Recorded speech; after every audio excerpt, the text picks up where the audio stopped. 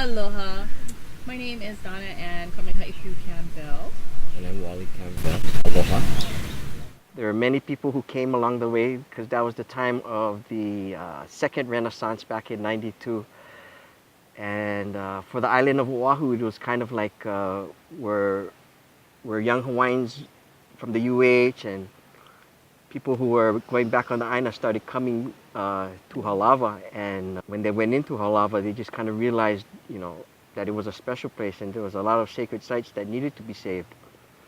So we were gaining, momentum among the Maka'ainana and then cultural people. We thought that one of the main important things was to preserve what was left of the valley.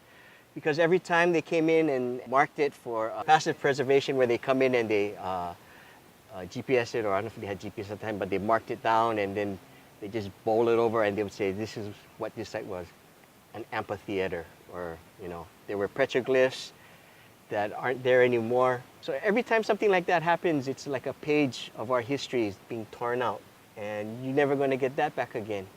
All you have is, the mo'olelo of the people that were in there and that they seen that. And, right now it's 2011, and it's been a long road. And many of the people that joined us on that journey aren't here anymore. At least a dozen of them have passed on. So for us, it's a continuation of that legacy to finish what we started a long time ago, even though the H3 is finished and the cars are running on. Sure, people are going here and there from Ko'olau side to the Ewa side, much faster now. But, at what price, was it really worth it? I don't think so. As a result of the highway going through, there was a mitigation process that began that involved people who came from the areas of impact, came from different organizations who had concerns, for the area, cultural organizations, institutions of education, and all getting together to sort of establish a working group. And I think that process was probably was well intended. And for me, I think that the process probably had different objectives and aims from HLID and then from the working group itself. I think for the working group, their objectives were to provide that mana'o, to provide a history of those areas that were impacted, to really be involved in the process, to really be involved. And by that I mean to be able to provide mana'o what they envisioned, checks and balances in the process, and at the end, probably looking for direct involvement with any end project that would come out as a result of the mitigation. And so as a result of that, when the process doesn't work, it's just one more thing in which we have to address as Kanaka Oiwi, trying to get a foot in the door, trying to put something on the table that actually appears and then ultimately becomes the objective, a voice of authority that is accepted on the other side of the table as, okay, they know what they're talking about. The fact that we spent all this money on a plan that is flawed and is almost, I wouldn't say it's of no use, but the heart and soul and mana'o and mana of the people who put it there, even though they knew, we all knew we wouldn't have everything in there, but at least the things that we stressed that were very, very important, some of those things were edited, revised, and so this whole idea of trust is an issue in terms of this kind of process, I think the main thing we want to get in this process is that something like this would not happen again, so that our message would be, if this ever happened to another cultural site that they would have to take these steps in order to complete that. And I think somehow we did touch upon that, and we did make changes for that, you know. I hadn't been into Halava once they opened up the freeway. So when I finally went back, about maybe '07 was when I went back into Halava. And you know, for me, it was really hard to go back in there because, you know, it was such an eha to go back in there. It was like, oh, you know, you lost the battle, you know, going back in there, and, you know, you could hear the cars above you, you know, and it was hard to find my spiritual center in there, sitting underneath the kukui trees and trying to find my center. And all I could, you know, hear was the cars whizzing by, and just, it brought up a lot of suppressed feelings for me. As far as, you know, trying to get your spiritual side going when you go back into, you know, even Luluku is just like that. Luluku is very loud in that turnaround.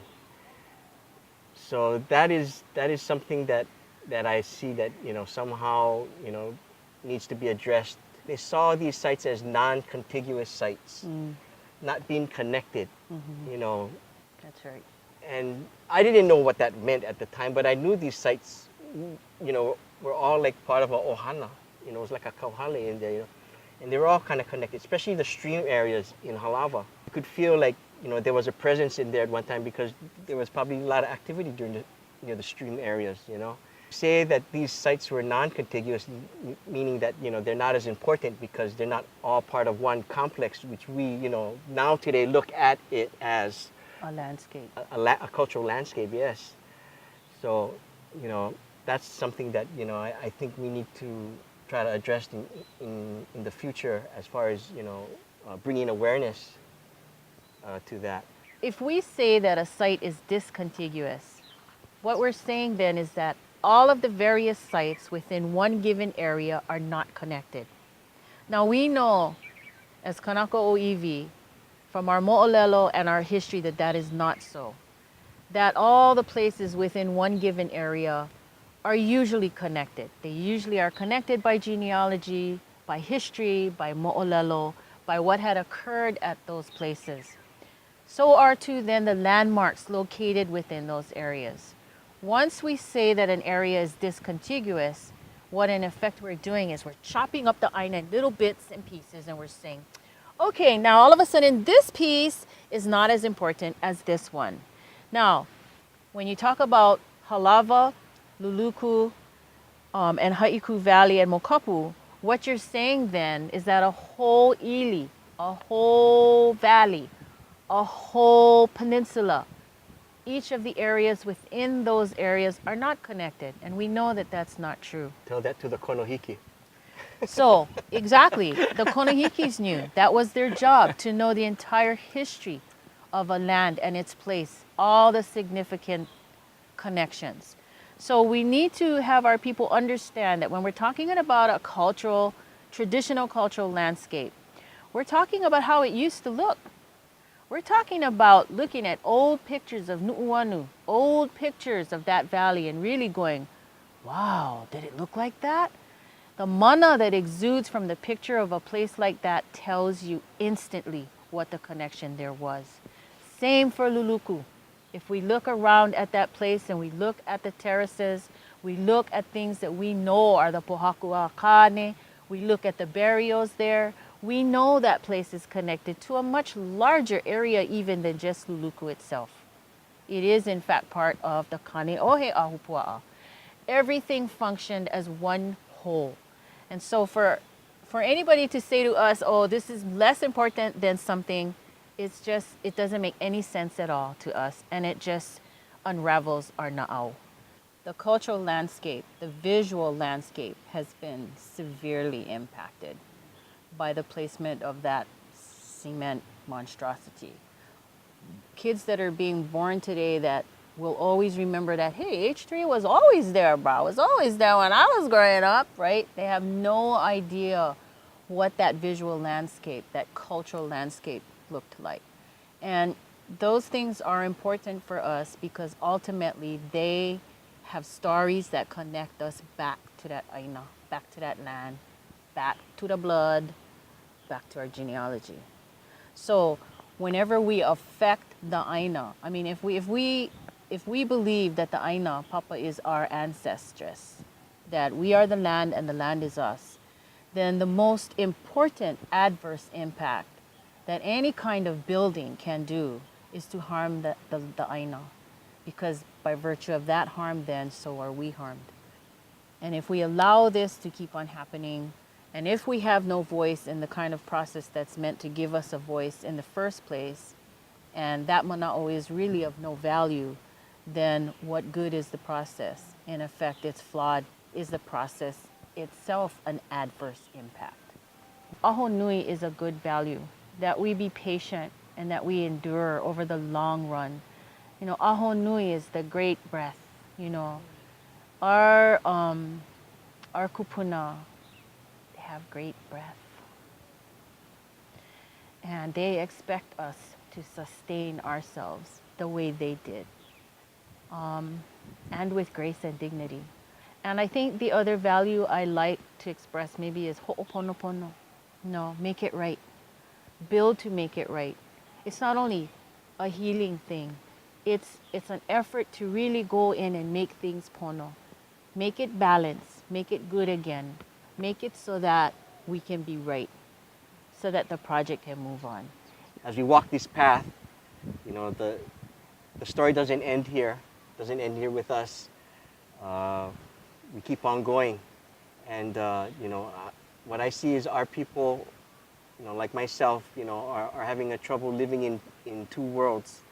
You know, one, you know, we try to emulate, you know, our kupuna, and the other we try to emulate, you know, this Western lifestyle. What I'd like at the end is that, you know, our people to have their own story to tell, because we have our own story. We have our own mo'olelo to tell each other, you know, to tell our families, you know, and if this mo'olelo doesn't get passed down, we get erased as a culture. As long as we keep we ho'omau, keep on doing what we want. I think as far as kupa'a, we've been that for a while, so it's time to holomua and go forward with open eyes. Akahele, be careful at times at the road ahead, but you know, it's doable. The vision that I see for our Hawaiian people, as long as you know, we're allowed to share our stories, is a good one. You know, our story never ends. Just want to dedicate this to all the ohana who started this process and, you know, aren't here with us today. Mahalo.